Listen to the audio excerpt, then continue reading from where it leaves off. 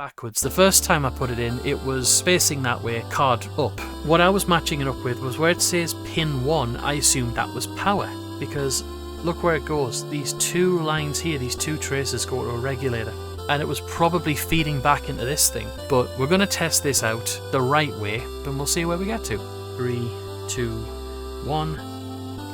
No, it's wrong. Yeah, it's back again, and I'm just going to leave it. I decided to get along with getting the casing together. A little while ago I bought this small form factor ITX case, and felt that the shape of the front felt very 90s. I'm just going to fit the board inside the case. After that I used some rubber feet to elevate this case off whatever surface it would be on.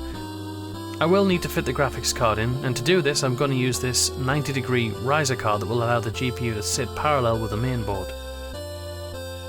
Next follows a series of experiments to try and get some kind of drive recognised on this thing. I tried to use the CF card from the testing. In the end, the one direction that actually allowed power up and fan spin showed that my CF card was not recognised. I need to get a keyboard on this thing and set up the BIOS. Now there is one piece of hardware that I've neglected to mention thus far, and that is the PC104 slot. I had planned to put one of the rasterised PC104 sound cards in there.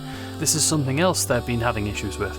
I'd wanted to use the build service, but they came back wanting clarification on certain components on the BOM, and well, I had no idea what I was doing, so just ordered the boards bare.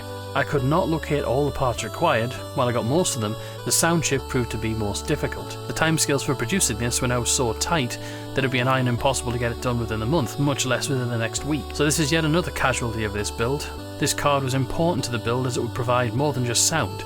It would have dealt with the controller input. At least we can try and fit it into the case to check it would fit, and oh look, it would.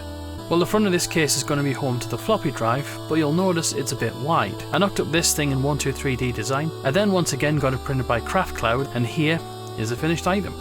But this will work, right? Nope.